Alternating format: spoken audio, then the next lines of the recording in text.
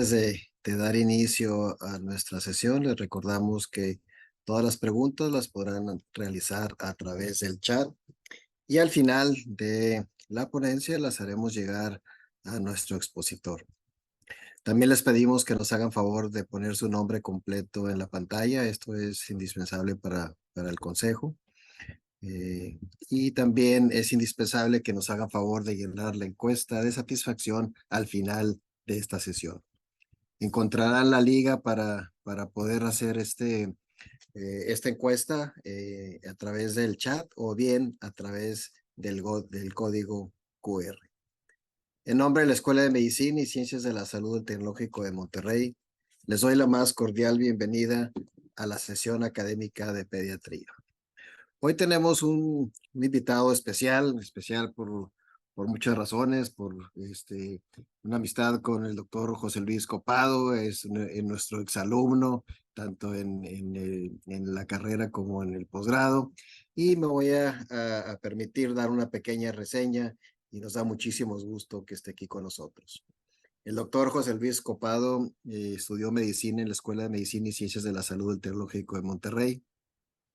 La especialidad en pediatría la realizó en el programa multicéntrico que el Tecnológico tiene en conjunto con la Secretaría de Salubridad del Estado de Nuevo León. La subespecialidad en infectología pediátrica la realizó en el Instituto Nacional de Pediatría en Ciudad de México. El doctor Copado es afiliado a la Asociación Mexicana de Infectología Pediátrica y es miembro del Programa Global de Infectología del St. Jude Children's Research Hospital. Él es actualmente coordinador de calidad y evaluación médica en la Escuela de Medicina de la Universidad de Anáhuac, Querétaro, y es autor de diversos artículos. Nos da muchísimo gusto que esté aquí con nosotros el doctor José Luis Copado Gutiérrez. Y estoy seguro que todos cuando vimos el título que nos propuso el doctor Copado, comenzamos mentalmente a pensar en esos antibióticos que usamos en el día a día. Y seguramente va a ser de gran relevancia, de gran utilidad para el pediatra en ejercicio. José Luis, muchísimas gracias por estar con nosotros. Es un honor y un privilegio que nos hayas acompañado. Bienvenido a casa. Muchísimas gracias, doctor. El gusto es muy grande para mí también. Y pues bueno, ojalá que los antibióticos en los que hayan pensado los asistentes coincidan con los que les voy a presentar, con los que me parecen los más relevantes. Y la verdad es que es un tema que digo, me parece que es bastante importante, pero es un tema que puede llegar a ser un poco árido. Al final de cuentas, la farmacología, pues, es una de estas ciencias básicas que a veces nos cuesta un poco de trabajo, ¿no? Eh, Haré todo lo posible de que sea una sesión breve, no son muchas diapositivas, está planeada para que dure 45 minutos y me voy a enfocar en los 5 antibióticos que normalmente utilizamos más en el consultorio. Esta plática va muy dirigida a la pediatría ambulatoria, a lo que todos vemos día a día.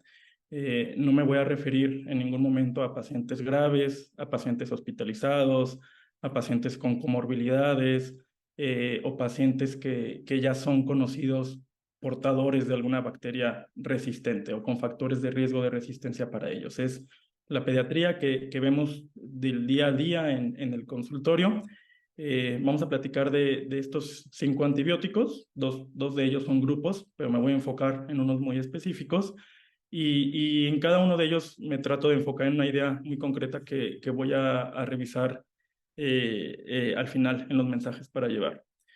Creo que es importante, a veces creo que estamos mal acostumbrados a que la diapositiva de conflicto de interés la pasamos corriendo, y me parece que es particularmente importante cuando hablamos de productos, de medicamentos, ser bien transparentes cuando existe algún conflicto de interés.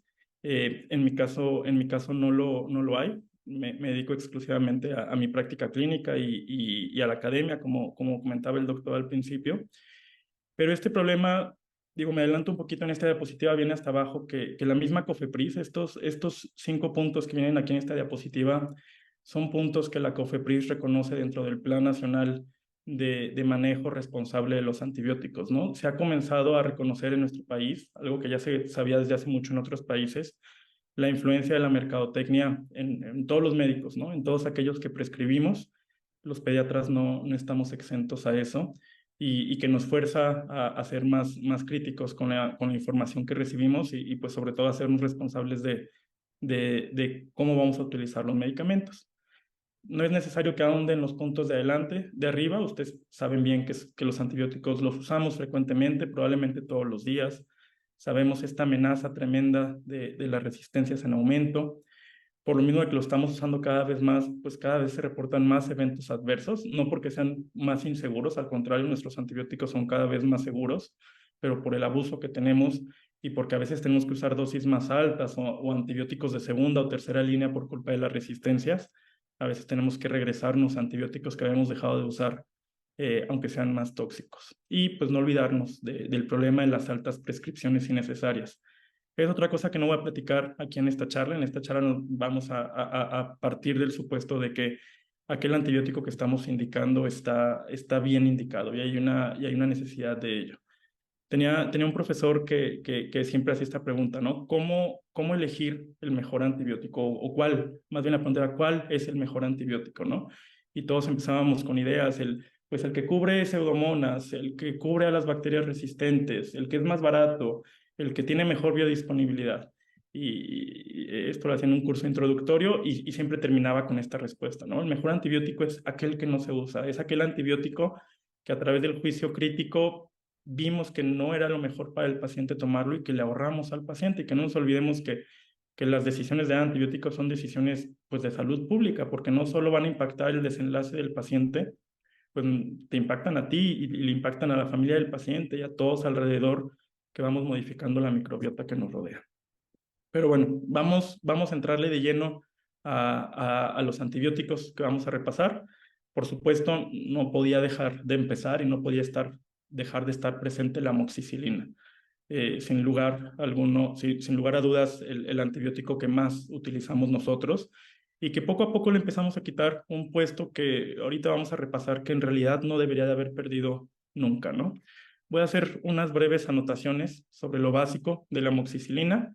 Es una penicilina semisintética y como tal, como betalactámico que es, inhibe la síntesis de pared celular. Y es pues de las cosas que tenemos que tener en el radar porque evidentemente no nos va a funcionar para bacterias que no tengan pared o que sean de vida predominantemente intracelular. Cuando surge este grupo de las aminopenicilinas, de las penicilinas semisintéticas, el prototipo y la que acaparó el mercado durante muchos de los primeros años fue la ampicilina. Sin embargo, la amoxicilina pues tiene un perfil farmacodinámico que es bastante superior. Tiene mejor absorción, una mejor biodisponibilidad. Se ha visto que se alcanzan mejores concentraciones de amoxicilina que de ampicilina, por ejemplo, en fluidos que es difícil penetrar, como el esputo purulento. Es más estable en el medio ácido, no se altera por los alimentos y encima de todo alcanza altas concentraciones en orina, ¿no? Abriéndonos esta posibilidad terapéutica que la ampicilina no tenía. Y es por esto que ya la ampicilina ha caído mucho en desuso, salvo situaciones muy específicas como podría ser el tratamiento de algún enterococo, en el cual la ampicilina sigue siendo superior, o probablemente alguna listeriosis, pues realmente no habría motivo por el cual preferirla encima de la amoxicilina. En cuanto al perfil microbiológico, pues sabemos que cubre bien a los cocos gram positivos, algunos bacilos gram negativos y a los anaerobios. Y el concepto central con el que voy a estar yendo y viniendo alrededor de la amoxicilina es cómo modificando las dosis y las presentaciones podemos conseguir diferentes resultados. Y generalmente cuando hablamos de amoxicilina, hablamos de dos tipos de administraciones. Las dosis bajas, que se mueven en los rangos de los 45, 50 miligramos por kilo día, y las dosis altas, que ya son las que se acercan a los 90 miligramos kilo. Hay dosis, o se han descrito dosis mucho más altas, ahorita les voy a decir, en casos de pacientes graves, pero la realidad es que ya tenemos otros antibióticos que podríamos utilizar en estos contextos. Lo que sí es que saber que el subir la dosis tiene un trasfondo microbiológico. Algunos cocos, particularmente el neumococo, que es lo que más nos va a interesar con la amoxicilina, el neumococo al final de cuentas es responsable de la mayoría de las infecciones de vías respiratorias superiores bacterianas, tiene un mecanismo de resistencia que no depende de beta-lactamasas. Va modificando una enzima, que es el blanco terapéutico de la amoxicilina, y cuando estas modificaciones son pequeñas, se puede alcanzar a revertir esta resistencia. Son las que llamamos como resistencias intermedias. Entonces, incrementando la dosis de amoxicilina de 45 a 90 miligramos kilo día, es como podemos mejorar la resistencia. Digo, es una resistencia que es como dar un pequeño paso. Al final de cuentas, las bacterias han dado muchos pasos más que pues luego con la amoxicilina no podemos cubrir. Pero con la amoxicilina a dosis estándar cubrimos a los neumococos sensibles, con las amoxicilinas a dosis altas, aquellos con sensibilidad intermedia a la penicilina. Aunque cubre algunos gram negativos, hay que tener bien en el radar que la Klebsiella y algunas enterobacterias, particularmente aquellas del grupo Spice, pudieran ser resistentes a la amoxicilina. Y vamos a ver que en nuestro país eso cada vez es más un problema, ¿no? Todas las enterobacterias, incluyendo la E. coli, que intrínsecamente no es resistente, pero tenemos altas tasas de resistencia y vamos a ver que de manera intrínseca pues pudiera no ser la mejor elección. Siguiendo con la comparación entre amoxicilina y ampicilina, la amoxicilina pudiera ser más activa contra enterococos y salmonela. Sin embargo, como la ampicilina tiene una recirculación biliar e intestinal, eso pudiera ayudar. Y que también tengamos en cuenta que la mayoría de los cultivos que nos reporten, muchas veces no vamos a ver reportada la sensibilidad a la amoxicilina, viene reportada la sensibilidad a la ampicilina, pero a partir de esa podemos inferir, podemos extrapolar esta sensibilidad y nos puede ayudar a tomar decisiones, que es algo que cuando no sabemos pudiéramos dejar de darle a un paciente amoxicilina solo porque no viene en el antibiograma, pero bueno, sabiendo esto, espero que crezcan las oportunidades de utilizarla. En esta tabla vienen los resultados de la red PUCRA, una red liderada por la UNAM de varios institutos nacionales, y se reportan las resistencias antimicrobianas de los hospitales de la red, que es importante aclarar que son hospitales de tercer nivel, de referencia, casi todos ellos institutos nacionales, y vean la tasa, el porcentaje de resistencias a los aislamientos de E. coli y de Klebsiella en urocultivos, ¿no? Específicamente para ampicilina, que es pues, de lo que estamos hablando ahorita, un 82% de resistencia a la E. coli y un 96% a Klebsiella. Les digo que casi es universalmente resistente. Vuelvo a aclarar, ¿no? Son poblaciones específicas que tienen mayor riesgo de ser resistencias porque son pacientes más complicados, con más hospitalizaciones, pero es para sensibilizarlos de que para este tipo de bacterias, para los bacilos gram negativos, la amoxicilina no es la mejor alternativa dar el tratamiento de forma empírica. Es muy distinto que ya una vez teniendo el antibiograma en la mano y corroborando que efectivamente es sensible, sí le podemos creer. Y si te reportan un urocultivo con una E. coli sensible a amoxicilina, es una excelente alternativa que podemos seguir utilizando. Aquí en esta tabla, estos son datos internacionales. Es de un estudio que se llama CENTRI, un estudio multicéntrico que abarcó 20 años de estudios en varias regiones del mundo. Aquí viene Latinoamérica en color amarillo. Y estas son los porcentajes de susceptibilidad a la penicilina para el estreptococo neumonía. Y vean cómo en nuestra región, en la región amarilla, hay periodos en los que baja por debajo del 60%, ¿no? Entonces, ya rayando, hubo ahí un bienio en el que sí de plano inclusive bajó del 50%, entonces pues ya son antibióticos que probablemente no pudiéramos estar utilizando a dosis bajas. Recordar que esto es la dosis baja de la penicilina y precisamente para estos pacientes podemos recuperar o podemos salvar un cierto porcentaje de estos pacientes incrementando la dosis. Entonces uno de los conceptos que por lo pronto vale la pena ir teniendo en cuenta es que cuando sospechamos de neumococo, vale la pena subir la dosis a la dosis alta, ¿no? A los 90 miligramos kilo día. Esto es lo que ya les explicaba. El neumococo lo dividimos en 3 tipos de sensibilidades. Para la sensible usamos la penicilina a dosis baja y para la de sensibilidad intermedia la amoxicilina a dosis alta. Ya cuando se vuelven resistentes, pues este antibiótico deja de ser una alternativa. Esto de subir y bajar la dosis nos sirve específicamente para esta bacteria, para el neumococo, por su mecanismo específico de resistencia. Sin embargo, muchas otras bacterias se vuelven resistentes a los antibióticos por otros mecanismos, que son las betalactamasas, un grupo de enzimas que hidrolizan los anillos betalactámicos de la amoxicilina o de cualquier betalactámico, disminuyendo su actividad.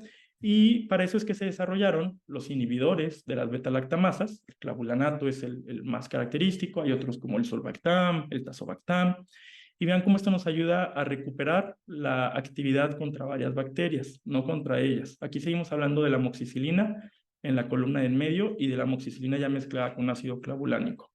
Vean cómo se recupera la sensibilidad para el Staphylococcus aureus meticilino sensible, ¿no? Obviamente el resistente, pues ese nunca es una alternativa.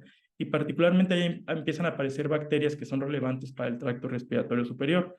El Haemophilus influenzae, la Moraxella catarrhalis, pasan de tener altas concentraciones mínimas inhibitorias, más de 16, a bajar muy notoriamente, ¿no? Entonces, el agregar las beta-lactamasas nos ayuda a cubrir este tipo de bacterias, nos ayuda también a recuperar a ciertas beta-lactamasas causadas por los bacilos gram negativos, como la E. coli, la Klebsiella, algunos proteus, y también mejora mucho la cobertura contra algunos anaerobios del grupo bacteroides, ¿no? Y por eso es que cuando mezclamos con beta-lactámicos podemos tratar algunas infecciones anaeróbicas. Saben ustedes perfectamente que la dosis va de 40 a 100, 40 a 90, cada 6, cada 8 horas cuando estamos hablando de la amoxicilina por sí sola. Les decía que en infecciones graves se puede llegar a duplicar la dosis, teniendo dosis totales acumuladas de hasta 200 miligramos kilo día. Se tiene que administrar más veces, eso es un problema, se tiene que estar dando cada 4 horas porque acuérdense que es un antibiótico que no depende tanto del pico de concentración, sino del tiempo que pasa sobre la curva mínima, ¿no? Entonces, se vuelve muy impráctico y les decía, la verdad es que ya tenemos muchas alternativas más prácticas y con mejor perfil para las infecciones graves. Y leyendo este dato, aquí se me prendió o me llamó la atención, ¿no? Que reportan en la literatura que el 2% de los pacientes en tratamiento con amoxicilina o con amoxicilina combinada con clavulanato van a presentar diarrea. Y en realidad es un porcentaje bien chiquitito y no sé ustedes en su experiencia, pues estoy casi seguro y casi les apuesto que de los últimos 50 pacientes que han tenido ustedes en tratamiento con amoxicilina con clavulanato, no solo fue uno el que desarrolló diarrea por parte o como consecuencia del tratamiento, ¿no? Entonces, hace ruido este 2%, ¿por qué pareciera que es tan bajo si en la práctica la mayoría de las veces es mucho más, ¿no?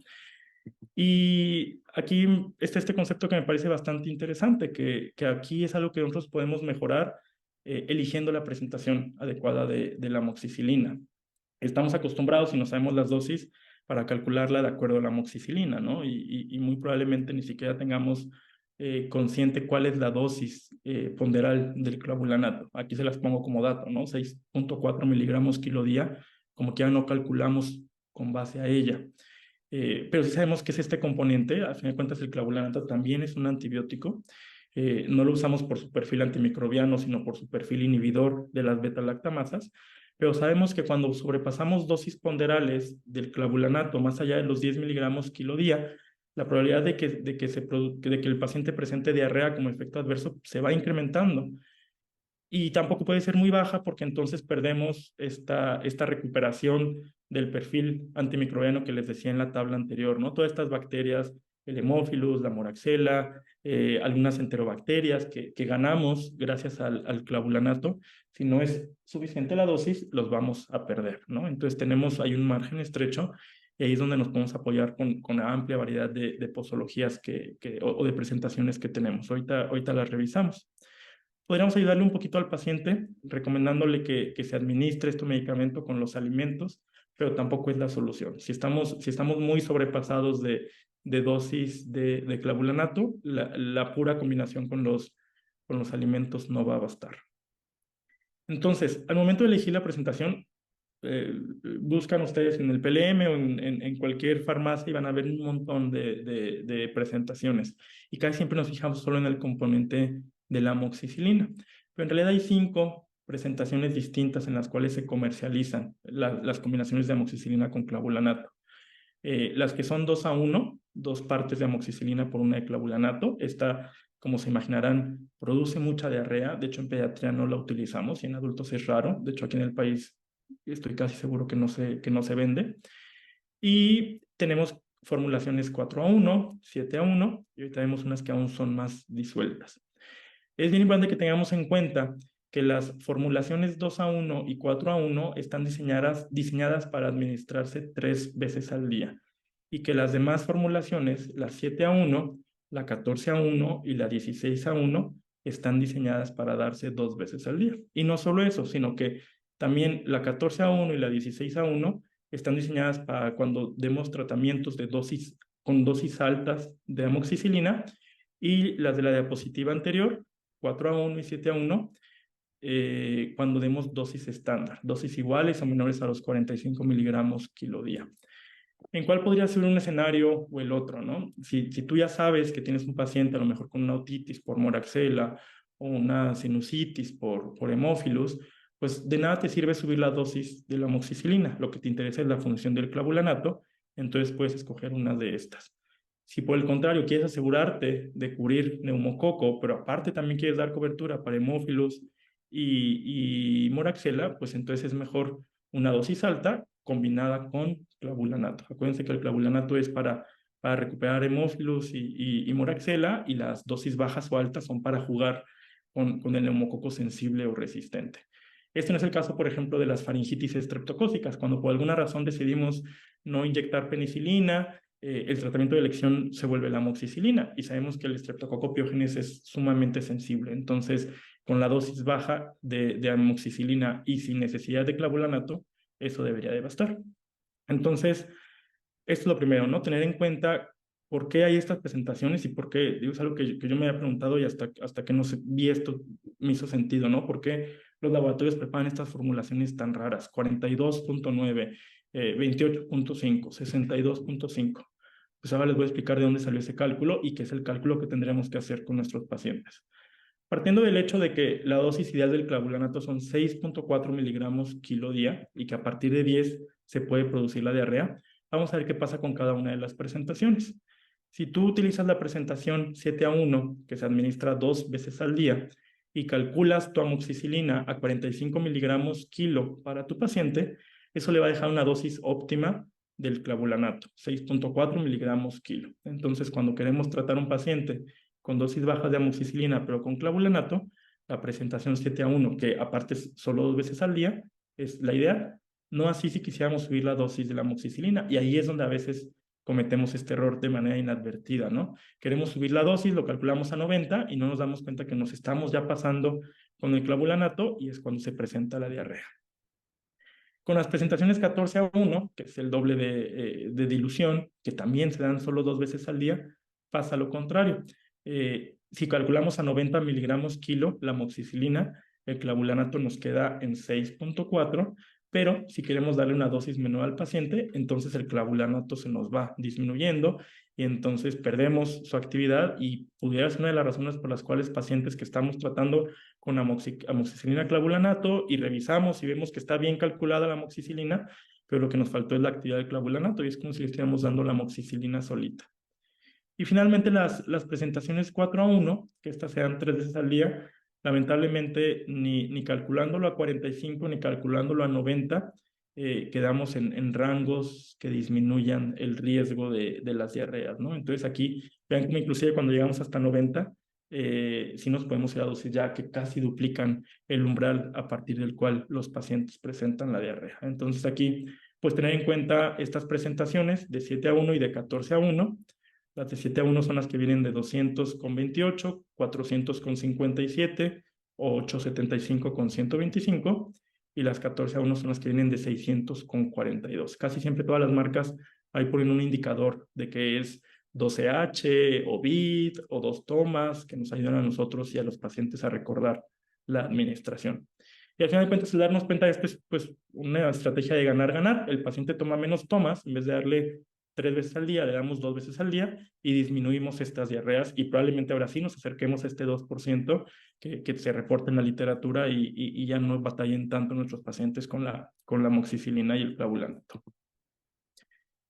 Y para cerrar con este primer antibiótico, pues recordar que la amoxicilina sigue siendo la primera elección para infecciones bacterianas de vías respiratorias altas, sinusitis, otitis. Ya vimos que tiene muy buen perfil para las tres principales bacterias que causan esto, neumococo, hemófilos y moraxella.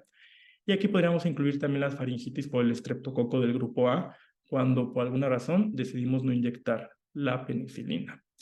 También es el tratamiento de primera elección para las neumonías típicas.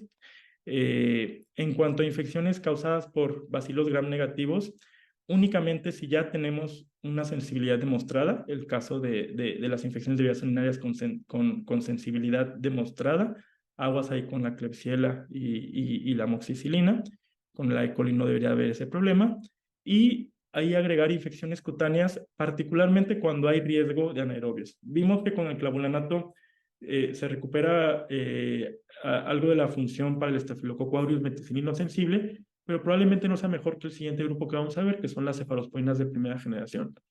Pero cualquier infección cutánea que tenga que ver con mordeduras, tanto humanas como de animales, al niñito que lo mordió el otro niño en el kinder, la mordedura de perro, o lesiones de nosotros mismos o los mismos pacientes que se desarrollan paroniquias y que continuamente se están chupando los dedos y se pueden contaminar, la amoxicilina con clavulanato, allí es muy importante el clavulanato, es una alternativa. Y ahí no tenemos que usar tampoco dosis altas de amoxicilina, podemos quedarnos con el rango de 45 a 60, pero siempre asociada al clavulanato y que verifiquemos que el clavulanato está a una dosis correcta.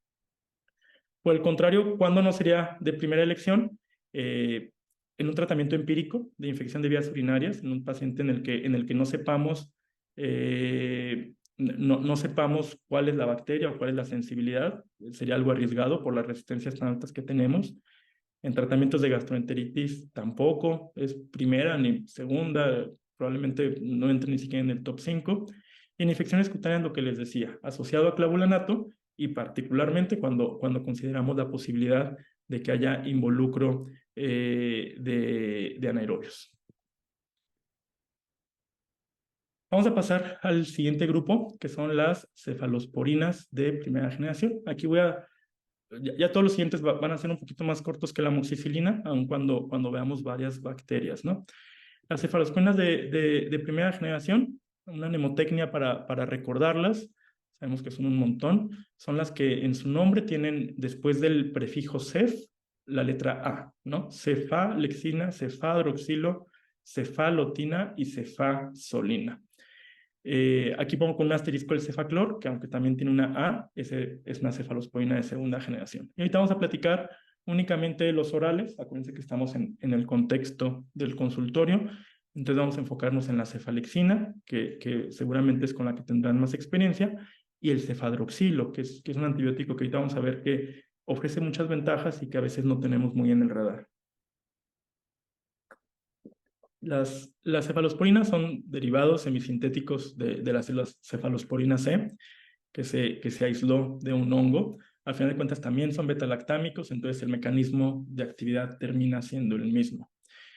Conforme fue saliendo esta familia de las cefalosporinas, pues fueron desplazando a muchos otros grupos de bacterias y la amoxicilina en gran parte fue desplazada por las cefalosporinas. Estos medicamentos tienen muy buena biodisponibilidad oral. Aquí sí habría una diferencia con la cefalexina y el cefadroxilo, y es que la cefaloxina lo mejor es que no se combine con alimentos. Eso puede ser complicado porque vamos a ver que la cefalexina se tiene que dar 3 o 4 veces al día. Y si además tenemos que hacer que esto coincida en el periodo que el paciente está despierto y que además el periodo en el que el paciente no está comiendo, pues casi inevitablemente alguna de las tomas se nos va a empalmar con alimentos. A diferencia del cefadroxilo, que no se afecta con los medicamentos. Otra diferencia entre ambos es que es la vida media. La cefalexina es más cortita y eso nos obliga a darlo cada 6 o cada 8 horas, a diferencia del cefadroxilo, que prácticamente le duplica la vida media y por tanto permite administrarlo únicamente 2 veces al día. Aquí aguas, y algo bien importante y que tenemos que tener en cuenta es que hay pobre penetración al oído medio por parte de estas cefalosporinas. Y esto va a ser bien importante porque al final de cuentas, pues ya nos quita casi de entrada o casi de cajón la posibilidad de usarlo para otitis media. Y es un error que a veces cometemos con frecuencia. En general, tanto estas como el resto de las cefalosporinas tienen muy buen perfil de seguridad, tienen muy pocos efectos adversos. Cuando los hay, generalmente son muy leves. Es parte de lo que hizo tan atractivas a las cefalosporinas y que nos ayudó también a desplazar a los aminoglucósidos. En cuanto al perfil antimicrobiano, creo que la mejor manera de pensar en estas cefalosporinas de primera generación es pensándolas como con actividad contra los cocos gram positivos. El Streptococcus pyogenes, que siempre sigue siendo bien sensible, quedábamos que inclusive con amoxicilina dosis baja. El Streptococcus agalactiae, que no es algo que solamos tratar con frecuencia, y los Staphylococcus aureus. Y de hecho, esta es la especialidad de las cefalosporinas de primera generación, los Staphylococcus aureus, ¿no? Y de hecho hay autores o hay ocasiones en las que se les llama como las cefalosporinas antiestafilocócicas. Es un término informal, no es muy correcto por varias razones, pero es la principal utilidad y yo creo que para la práctica diaria es una buena forma de guiarnos, ¿no? ¿Por qué no es bueno para las respiratorias? Ya quedábamos que en primer lugar penetra muy pobremente al oído medio. Además, no son activos contra el neumococo de sensibilidad intermedia. Acuérdense que tenemos los 3 tipos de neumococo. El 50% son sensibles, pero tenemos otro 50% en nuestro país que van a ser de sensibilidad intermedia o alta. Pues bueno, a este 50%, las cefalosporinas de primera generación no van a tener actividad, a diferencia de la amoxicilina, que subiéndole la dosis a 90, recuperábamos lo de sensibilidad intermedia. Entonces ahí de entrada ya son dos cosas que ponen a las cefalosporinas de primera generación en desventaja contra el neumococo al compararlas con la amoxicilina. Son poco activas contra la moraxela y el hemófilus. Sí tiene actividad, pero es poca. Acuérdense que la amoxicilina la recupera gracias al clavulanato. Estas cefalosporinas de primera generación pues no la tienen. Las cefalosporinas de segunda generación es mucho más potente, por eso la cefuroxima sí la podemos utilizar un poco más para cuestiones respiratorias, pero también hay que tener en cuenta que es similar en el neumococo, ¿no? Sí ganamos en cuanto a moraxela y hemófilus, pero no ganamos sustancialmente contra el neumococo. Y aquí otra diferencia en la que también llevan la de perder las cefalosporinas de primera, es que no tienen actividad contra los enterococos, a diferencia de las aminopenicilinas. A pesar de eso, tenemos tenemos varias indicaciones en pediatría que seguramente van a hacer que las necesitemos y que las tengamos ahí dentro de nuestro arsenal. De forma empírica, pues a fin de cuentas son parte de los medicamentos de primera elección para todo lo que tenga que ver con un Staph aureus, por supuesto que no sea meticilino resistente, ¿no? Infecciones de piel, infecciones de tejidos blandos, faringitis estreptocócicas, no es la primera elección, quedábamos que si no fue la penicilina inyectada, la siguiente elección sería la amoxicilina, después sería las cefalosporinas de primera generación, ambas por 10 días, y otras infecciones causadas por Staph, ¿no? Como la osteomielitis aguda, cuando ya pintas al paciente a quirófano, estás esperando los cultivos y pues no lo puedes dejar sin antibiótico, osteomielitis, y también se utilizan para la profilaxis quirúrgica, sobre todo la cefalotina. Seguramente les ha tocado mucho que los anestesiólogos las suelen indicar. Y indicación otra son las infecciones de vías urinarias por enterobacterias y con la misma acotación que con amoxicilina, siempre y cuando ya tengamos susceptibilidad conocida. No conviene empezar de forma empírica con una cefalosporina de primera generación el tratamiento de una infección de vías urinarias que sabemos que seguramente va a ser una E. coli, seguramente va a ser una Klebsiella, porque la probabilidad de que sea resistente es alta.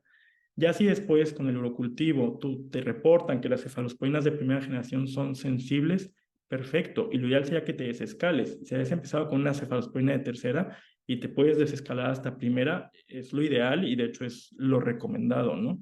Aunque las tengamos más, y ahorita los invito a que las tengan más como en el radar de infecciones de la piel y antiestafilocócicas, si tenemos la evidencia de que los bacilos gram negativos son sensibles, es una herramienta valiosa. ¿Cuáles, por el otro lado, no sean indicaciones ideales? Seguimos con cefalosporinas de primera generación, cefalexina, cefadroxilo, pues aquellas causadas por neumococos, ¿no? Otitis media, que encima del pobre perfil microbiológico vimos que no penetra bien, sinusitis, neumonías típicas, cualquier tratamiento empírico en el que sepamos que las enterobacterias son probables, infecciones de vías urinarias, abdominales, gastrointestinales, pacientes que tengan riesgo de que el staff que tengan sea resistente. Ahorita vamos a ver cómo identificar a estos pacientes. Y tampoco es lo ideal en infecciones por anaerobios, ¿no? Estas que decía que pueden ser por mordeduras y rasguños, porque lo que le da esta capacidad a la amoxicilina no es su beta-lactámico, es su inhibidor, ¿no? Y eso es lo que le da, lo que le amplía el perfil anaeróbico, que no van a tener las cefalosporinas de primera generación. ¿Qué tan grave es el problema de resistencia a la meticilina en los Staph aureus de nuestro país? Un poquito menos grave que en los Estados Unidos, pero pues cada vez más alarmante. Estos datos son también de la red PUCRA, esto que les digo que son más altos que los de la población general por tratarse de centros de referencia con cuidados de pacientes muy complejos. Y ellos reportaban un 30% de los aislamientos de Staph aureus resistentes a la oxacilina, que es la manera como podemos definir si un Staph aureus es meticilino resistente, es buscando la resistencia a la oxacilina. No vamos a encontrar en el listado la meticilina, hay que buscar la oxacilina, ¿no? Si no tenemos estos datos, a lo mejor no, bueno, no, seguramente no trabajamos en estos grandes institutos, estamos en nuestro consultorio, pues a veces no podremos saber la resistencia. Se dice que si tú sospechas que tu paciente, que si estás en una comunidad con una resistencia mayor, una prevalencia comunitaria mayor al 15% de staff resistente, pues no empieces tratamientos empíricos con cefalosporinas de primero. Son datos que normalmente no tenemos, ¿no? Entonces, ¿qué otras cosas pueden ser como focos rojos para considerar la posibilidad de esto en nuestros pacientes? Pacientes que estén exponiendo frecuentemente a los antibióticos, que ya sean conocidos o que ya tengan el antecedente de haber estado colonizados por esta bacteria. Pacientes, por supuesto, portadores de dispositivos, de catéteres, que han tenido hospitalizaciones. Así haya sido una hospitalización sencilla, así haya sido el paciente que estuvo 5 días, 6 días por un cuadro de bronquiolitis o lo que haya sido, pues acuérdense que siempre estar en los hospitales es un factor de riesgo. Y aquí con asterisco, porque no está tan claro el impacto de esto, pero pues cualquier situación en la que ponga a los niños en contacto estrecho con otros niños, el acudir a guarderías, la edad pequeña, que también hace que tengan conductas menos higiénicas, pudiera favorecer el riesgo, ¿no? Entonces, si identificas varios de estos, no hay una fórmula exacta, no hay como un número de criterios, pero si identificas algo de esto y quieres tratar una infección por Staphylococcus aureus, pues probablemente no sea lo ideal empezar con cefalosporinas de primera. Continuando, vamos a pasar ahora con cefalosporinas de tercera generación, que estas son las que arrasaron, aquí sí, en gran parte a través de un trabajo fuerte y agresivo de mercadotecnia, y se nos han colado muy profundamente en la psique y creo que a veces tenemos como conceptos que no corresponden. Entonces, espero que con estas diapositivas les pueda compartir un poquito de lo que he estado aprendiendo. Las cefalosporinas de la tercera generación vinieron a cambiar nuestros cuidados. Ustedes saben que la ceftriaxona y la cefotaxima, ambas parenterales, pues son primera indicación de un montón de enfermedades, del sistema nervioso central, neumonías, un montón de cuestiones, ¿no? Pero también tenemos las cefalosporinas de tercera generación orales. Aquí el error que en ocasiones cometemos es asumir que las cefalosporinas orales tienen el mismo perfil antimicrobiano que las parenterales, cuando no es así. Y por eso es que dividí este diagrama en dos, ¿no? Las dos recuadros de hasta abajo son las cefalosporinas orales de tercera generación, y en un recuadro pongo a la cefpodoxima junto con el cefdinir, y del otro la cefixima con el ceftibuteno. Estas parejas tienen que ver que las que están dentro de la misma caja tienen un perfil muy similar y podemos usar para el mismo tipo de antibióticos. Aunque solo una de ellas es la que arrasó en el mercado y la que más utilizamos, las 4 están ya disponibles en nuestro país. Lo que sí es que la mayoría de ellas únicamente aún con la patente no liberada, pero poco a poco han ido disminuyendo los precios. Vamos a empezar con el grupo de la cefixima y el ceftibuteno. Vale la pena que desde ahora las juntemos siempre como que, aunque son parte de la tercera generación, estas se comportan de una manera específica, ¿no? Tienen un espectro similar, inclusive la dosis es prácticamente la misma, los horarios son iguales porque se pueden dar cada 12 o cada 24 horas. El que podamos dar la cefixima cada 24 horas es una de las cuestiones que la hace tan atractiva. Ustedes saben que son volúmenes bien chiquititos, una sola vez al día, entonces eso se vuelve súper atractivo, ¿no? Es muy similar con el ceftibuten. Y la especialidad de estas bacterias y lo que las hace muy buenas y lo que las caracteriza es que tienen muy buena cobertura para las enterobacterias, ¿no? Y aquí incluyendo la salmonela, que es algo de la que casi no habíamos hablado. Ya la realidad es que la mayoría de las cepas de salmonela son resistentes a la ampicilina. Entonces, la especialidad de estas dos, de la cefixima y el ceftibuten, las enterobacterias. Cuando pensemos en una infección causada por E. coli, por Klebsiella, por Proteus, por ese tipo de bacterias, por supuesto, pues son todas las infecciones de vías urinarias, que ustedes bien saben que son siempre, casi siempre causadas por estas bacterias, en ocasiones incluyendo pilonefritis, digo, no siempre hay pilonefritis que se tienen que tratar parenteralmente, al menos al principio, pero hay pacientes que desde el día 1 los podemos tratar vía oral o hacer el desescalamiento. Estas son muy buenas alternativas. No solo eso, la cefixima hasta se ha propuesto como, o bueno, no se ha propuesto, es una de las alternativas de tratamiento para gonococo. Se da en dosis única, no es la primera elección, sigue siendo la ceftriaxona, pero pues también es algo que en pediatría no solemos tener mucho en el radar, pero que también es una especialidad, ¿no? O sea, reconocer en lo que son excelentes estos dos antibióticos, enterobacterias y por tanto infecciones de vías urinarias. Aquí viene lo que no y aquí viene lo que a veces se nos olvida y lo que a veces en los laboratorios nos pensamos diferentes, ¿no? ¿Para cuál no sería lo ideal? No quiere decir que nunca, pero probablemente no de manera rutinaria o empírica, ¿no? No nos conviene cuando, perdón, la cefixima es activa únicamente contra las cepas sensibles a la penicilina del neumococo, que quedamos que es el 50%. Pasa lo mismo que con las cefalosporinas de primera. Aunque van avanzando, lo que pasa con las cefalosporinas es que van ganando mucha actividad o van ganando actividad contra los bacilos gram negativos sin que haya cambios sustanciales en los cocos gram positivos, salvo unas excepciones como la cefepima o ya después las de quinta generación, ¿no? Cuarta, quinta generación.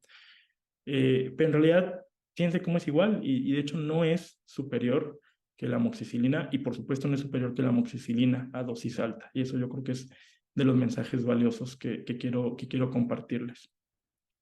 El ceftibuteno tenía un perfil peor que la cefixima para el neumococo. Su actividad es mínima, inclusive en las cepas sensibles. Lo que sí, pues que para el Haemophilus influenzae no tipificable, sí pueden tener buena actividad aún sin la necesidad del inhibidor de las beta-lactamasas. Lo que está difícil es que tengamos un paciente con una otitis o una sinusitis y sepamos que ya es esta bacteria, ¿no? Ustedes saben que estos tratamientos los damos siempre con diagnósticos clínicos y de manera empírica. En cuanto a las infecciones cutáneas, pues aquí es parte de lo que pierden. Conforme van ganando actividad contra los bacilos gram negativos, se pierde algo de la actividad contra los cocos, se pierde actividad contra Staphylococcus aureus, contra los coagulasa negativos, contra los enterococos. Entonces, aquí por eso les insistía, las cefalosporinas de primera generación tenerlas como antiestafilocócicas y las de tercera generación no. El otro grupo, la otra pareja que teníamos es la de la cefpodoxima combinada con el cefdinir. Estas igual se dan cada 12 horas, son cómodas. Tan solo con esto, estas cefalosporinas llevan ventaja. Con la palatabilidad, la cefpodoxima es muy amarga, a veces se batalla, el cefdinir se tolera un poquito mejor, particularmente para nuestros pacientes que conocemos que pueden tener ahí algún problema de sensibilidad. Estos sí pudieran ser activos contra el estafilococo meticilino sensible. Y vean, aquí tenemos una de las diferencias importantes con el otro grupo. Por eso no creo que valga la pena tenerlas juntas, ¿no? Que estos sí tienen actividad contra el neumococo de sensibilidad intermedia a la penicilina, ¿no? Tienen muy poca actividad contra los atípicos, pero bueno, el que ya tengan esta actividad contra el neumococo las vuelven una alternativa del tratamiento en otitis media, en sinusitis aguda, sobre todo cuando ya ha habido fallas al tratamiento con estos antibióticos o cuando son pacientes que hace muy poquito recibieron, ¿no? El paciente que te dice hace 3 semanas, 4 semanas, tuvo una otitis, salió adelante con amoxicilina, pero ahora trae una sinusitis. Pues en estos pacientes son los ideales para cambiarnos a estas cefalosporinas de tercera generación. Y yo así es como las tengo un poquito organizadas mentalmente, ¿no? Las cefalosporinas de tercera generación, aunque todas son genuinamente de tercera generación, arriba la Ceftria, la cefotaxima, con todos sus usos y todas sus cosas maravillosas dentro de los hospitales. Aquí hago un aviso: no habría razón de inyectar una cefalosporina de tercera generación cuando tenemos buenas alternativas orales para el consultorio. Una forma en la que yo me guío cuando tomo decisiones de qué antibiótico dar y de cómo manejar los pacientes es que cuando considero que el paciente está lo suficientemente grave para requerir una cefalosporina inyectada, cuando yo estoy considerando darle ceftriaxona o cefotaxima, es porque el paciente generalmente está lo suficientemente grave para estar hospitalizado. Y si el paciente no requiere estar hospitalizado, entonces quiere decir que podemos tener mejores alternativas orales. Y así es como las separo, ¿no? A la cefpodoxima y al cefdinir como cefalosporinas de tercera respiratorias, y a la cefixima y al ceftibuten para enfermedades digestivas y de vías abdominales, digestivas y de vías urinarias, todo lo que tiene que ver con enterobacterias. No es una división supermarcada blanco y negro, hay un poquito de sobreposición, pero pues reconocerle a cada una cuál es su especialidad. Esto de que hay un antibiótico que es la panacea y que cura todo, pues eso sabemos que no es cierto, ¿no? Entonces, pues utilizar todo el arsenal que tenemos y tantas alternativas y que les digo que los 4 antibióticos que vienen abajo, los 4 los tenemos disponibles en nuestro país. Ya casi terminamos. Lo siguiente va a ser muy breve. Sobre la claritro y la citro, otro grupo de antibióticos que se nos han colado mucho en la psique, en el colectivo y usamos probablemente de más. Estos antibióticos macrólidos que inhiben la síntesis de proteína, que una de sus fortalezas o de sus características es que alcanzan concentraciones intracelulares elevadas. Esto nos va a ayudar para las bacterias intracelulares, para las atípicas, para las que no vamos a poder o que no tienen pared y tenemos que matar de otra manera. Cuando salió el prototipo, la primera fue la eritromicina. Ahora tanto la citro como la claritro tienen un mejor perfil farmacológico. Pasó lo que con la ampicilina y la amoxicilina. La claritro y la citro vinieron un poquito a comerle terreno a la eritromicina. Tienen mejor absorción, mayor vida media, por tanto se dan menos seguido, menos efectos adversos y un mejor espectro. Comparándolas, claritro versus acitro, la claritro tiene más efectos gastrointestinales que la citromicina. Aquí no lo puse porque era intravenosa, pero pues también seguramente les habrá tocado cuando pasamos clarito intravenosa que produce mucha flebitis. Todas las de este grupo pueden tener efectos adversos, sobre todo cardíacos, la prolongación del QT, algo que a veces no pensamos mucho, entonces estar pendientes sobre todo si el paciente tiene un factor de riesgo, ya es cardiópata o está tomando otro medicamento. En esto sí creo que es importante, si hay la toma de otro medicamento, checar que no haya interacción farmacológica, que nos vayan a prolongar demasiado el QT. Y bueno, esto de la citra de vida media más larga ya les había comentado. Y entonces, ¿para qué enfermedades nos van a servir? Para las respiratorias. Comparándolas con la eritromicina, la claritro es 4 veces más activa contra el neumococo, el piógenes, el staph meticilino sensible, y la acitro hasta 4 veces menos activa que la eritromicina. Entonces, digo, ahorita vamos a ver que como que ya no son las ideales para estas bacterias típicas, pero igual no son lo mismo entre ellas, ¿no? La claritro parecía que es o es superior para las bacterias típicas. Sin embargo, pues este problema está cambiando, ¿no? Y cada vez tenemos más resistencias. Las resistencias de los estreptococos y los estafilococos a la eritromicina se pueden extrapolar. Pasa lo mismo que con la amoxi y la ampi, ¿no? Muchas veces en los cultivos no van a reportar las 3, pero tú puedes hacer o puedes inferir extrapolando el perfil de sensibilidad de la eritro a las otras 2. En lo que la citro es mucho más efectiva, es más activa contra los gram negativos, recupera actividad contra hemófilos y moraxella.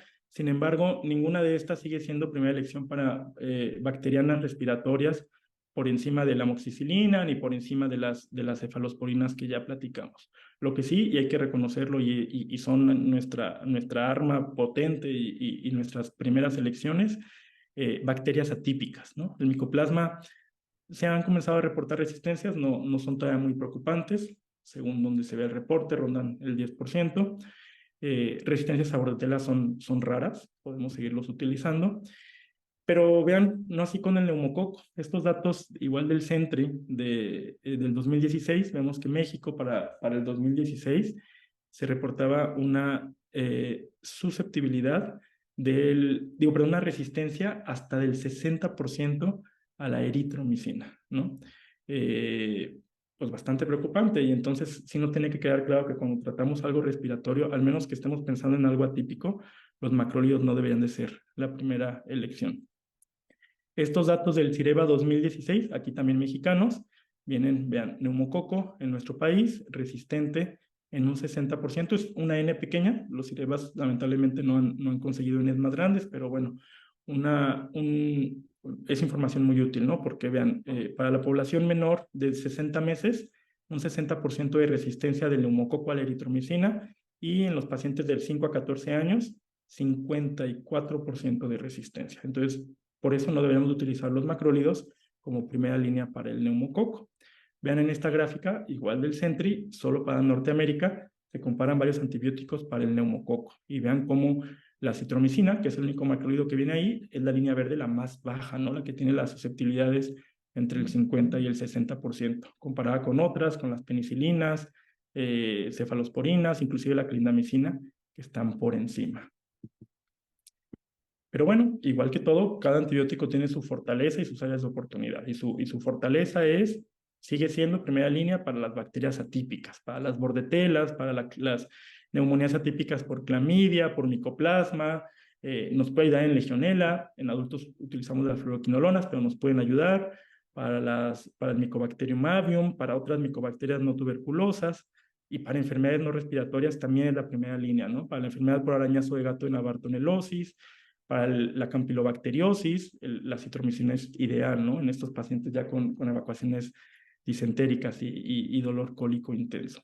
Y como alternativas, y pongo un asterisco ahí bien claro, para neumococo, moraxella y hemófilos, ¿no? O sea, alternativas porque son pacientes en los que no podemos usar otras penicilinas u otros beta-lactámicos, no nada más así como una segunda línea directa. Me estoy quedando un poquito sin tiempo, pero quisiera enfatizar, porque ahorita dijimos, bueno, y siempre viene así en la literatura, usa los macrólidos para los pacientes alérgicos. Y el problema es que tenemos a un montón de pacientes falsamente catalogados como alérgicos a las penicilinas, ¿no? Hay estudios que dicen que más del 95% de los pacientes que estaban clasificados eventualmente las van a poder tolerar, y que lamentablemente la mayoría de ellos nunca tuvieron pruebas confirmatorias. Y pues catalogar a un paciente como un pseudoalérgico o como un alérgico a las penicilinas, pues va a incrementar el riesgo de que reciban tratamientos subóptimos, como el ejemplo que les decía, que escojamos macrólidos para una bacteriana típica, incrementa los costos de los medicamentos, las estancias hospitalarias, nos fuerza a elegir medicamentos que pudieran ser más tóxicos. Entonces, como los aminoglucósidos, por ejemplo, y aquí hago mi segundo comercial, quisiera también, digo, no fue parte de la plática, pero que los aminoglucósidos los saquemos lo más que podamos de nuestro radar. Son antibióticos que pueden ser muy útiles, pero estos yo casi les diría que únicamente en el contexto hospitalario, y cada vez lo estamos cuidando más para ayudarnos a tratar algunas bacterias resistentes. Pero bueno, este es un paréntesis para ya terminar de quitarnos los aminoglucósidos de la mente. Pero el paciente que falsamente es catalogado como resistente a la penicilina, pues es un paciente que termina perdiendo bastante, ¿no? Entonces, ¿qué podemos hacer con esto? Pues platicar con los papás y en primera dedicar el tiempo. Oye, ¿por qué dices que es alérgico? ¿Qué le pasó? Y vamos a ver que un montón de veces no son verdaderas alérgicas solo con el interrogatorio. Apoyarnos en las fotografías. Afortunadamente ya los papás traen fotos de todo en el celular. Eso nos puede ayudar. Explicar el impacto. Hay veces que los pacientes, o sea, porque nos tenemos que terminar apoyando con un alergólogo, ¿no? Entonces explicándoles de que, oye, lo que pierdes es mucho.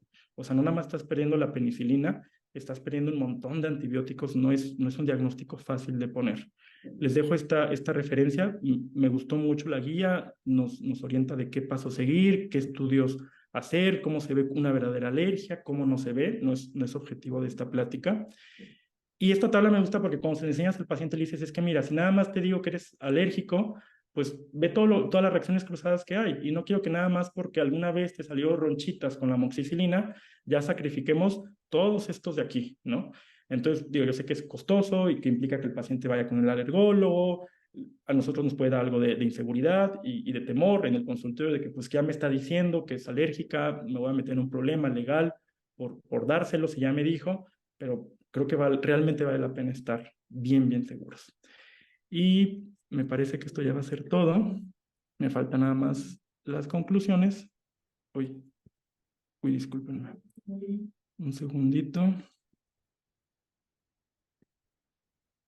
Me quería cambiar a las conclusiones y me sale. Ya es la última diapositiva.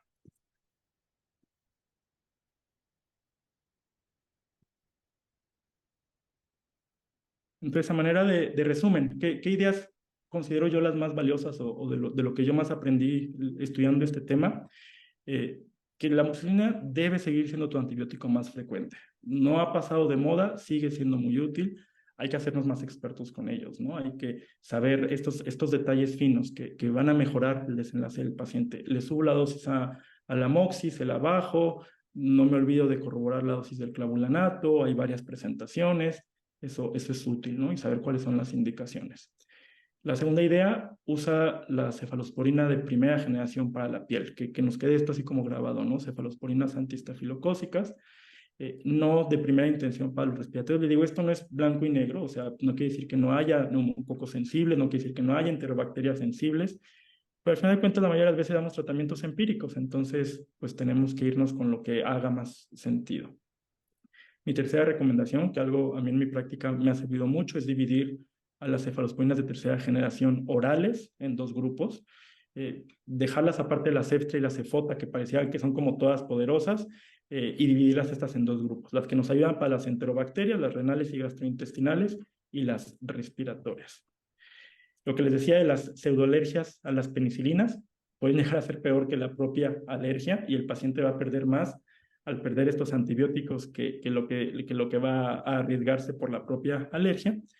Y lo último, pues que salvo cuando estamos pensando en infecciones respiratorias atípicas, los macrólidos no deberían ser tu primera opción. Y hasta aquí la plática. No sé si tengamos ahí un par de minutos para, no sé si hayan salido preguntas. José Luis, muchísimas gracias por esta plática tan completa y tan útil para el pediatra en el consultorio. Nos dice un excelente resumen de antibióticos que utilizamos con mayor frecuencia. Tenemos un par de minutos para tratar de responder algunas de las preguntas. En el caso de otitis media, ¿es criticable utilizar siempre amoxicilina a dosis alta? ¿Y cuánto tiempo? Si usar de 7 a 10 días. Y en la misma pregunta, cuando se da la amoxicilina con clavulanato, utilizar exclusivamente el de 600 para tener esa eh, relación de 14 a 1. No creo que sea criticable porque al final de cuentas, digo, ahí nos estamos yendo con las estadísticas, ¿no? Y sabemos que, pues, neumococo es lo más común, que se puede modificar si está o no vacunado, si tiene 3 o 4 dosis. Al final de cuentas, pues el neumococo siempre debe estar ahí, entonces tenemos que subirle a 90, porque al final de cuentas el 50% de nuestros neumococos requieren de esta dosis alta, ¿no? Agregar el clavulanato, pues también siempre es buena idea. Nos permite cubrir el hemófilo, nos permite cubrir la moraxela. La verdad es que yo, al menos en mi propia práctica, es lo que suelo utilizar, amoxia 90, y uso precisamente esta presentación que viene de 600, porque es la que da la dosis precisa del clavulanato. Una excepción a esta aseveración es que, bueno, si es un paciente porque me preguntas, ¿siempre usarla? Pues sí, siempre y cuando no sea muy seguido. Ahí la excepción sería el paciente que hace mes y medio ya lo recibió, pues ahí me tengo que cambiar, probablemente, ¿no? Digo, sabemos que en otitis hay mil discusiones, ¿no? Y son discusiones que ya llevan buen rato, ¿no? Hay quien dice de que espérate, ¿no? Esta estrategia de watch and wait, o sea, vigílalo, dale chance, aguántate. Muchos terminan saliendo sin antibiótico, pero bueno, creo que eso da para otras razones. Pero así, yéndome sencillo, creo que está justificado, al menos que tenga la sensibilidad, pero pues la realidad es que pocas veces tenemos cultivos de una otitis media, al menos que ya se nos haya complicado, al menos que ya se nos haya perforado. Gracias. Otra pregunta es en cuanto a una mordedura de perro el riesgo de la moraxela, ¿utilizar amoxicilina o utilizar amoxicilina carbonato? ¿A qué dosis y cuánto tiempo? Con clavulanato no es para la moraxela, es más bien para la pasteurela y otras anaeróbicas. Es esa dosis estándar. Al final de cuentas, subimos la amoxicilina a 90 cuando estamos pensando en neumococo. Y en las mordeduras, pues no es lo que pensamos, es sobre todo otros cocos gram positivos anaeróbicos de la boca de humanos o de los perros, ¿no? Los peptoestreptococos, la pasteurela, que esos no requieren de dosis alta, pero sí definitivamente requieren del clavulanato. Entonces siempre tiene que ser combinación con amoxicilina o clavulanato. Una alternativa sería la clindamicina, pero el que se recomienda de primera elección es la amoxicilina con clavulanato. Hay Ah, unas no. excepciones que creo que no toca ahorita. Hay algunos casos en los que puedes decidir no dar tratamiento antibiótico según la profundidad, si se cerró o no se cerró, este tipo de cosas. Pero si se va a dar antibiótico, que sea amoxicilina con clavulanato y puede ser a dosis estándar. Hay algunos libros que te lo recomiendan entre 50 y 60, pero nunca las dosis altas y siempre con clavulanato. Y utilizarlo 5, 7, 10 días. 5 días suele bastar. Ok. Ahí también dependería de si hubo supuración, pero con 5 días suele bastar. Si además hay preocupación porque se manchó la herida, que a veces pasa con materia fecal o con tierra, ahí sí probablemente lo mejor sería cambiar a uno que tenga un mejor perfil anaeróbico, como el metronidazol.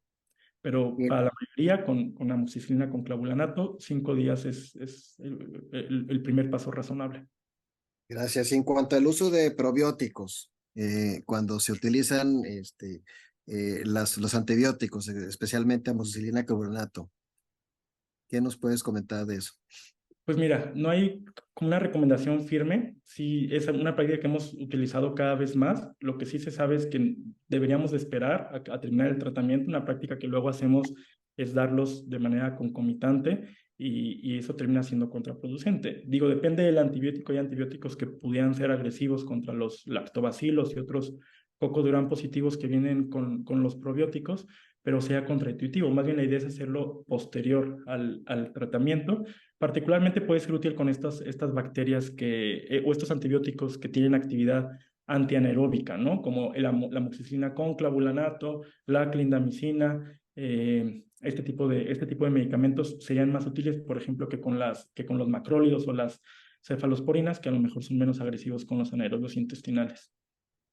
Muchas gracias. Muchísimas gracias al doctor José Luis Copado por esta extraordinaria revisión que estoy seguro todos hemos aprendido algunos tips y afinado algunos conceptos. Muchísimas gracias, José Luis, por haber estado con nosotros. Muchísimas gracias a toda nuestra audiencia Gracias a y los ustedes. esperamos la próxima semana en donde iniciaremos nuestro módulo de conducta y neurodesarrollo y la plática será TCA en adolescentes durante la pandemia y será impartida por la licenciada Catalina Lozano Ramírez. Muchísimas gracias, que tengan un excelente día.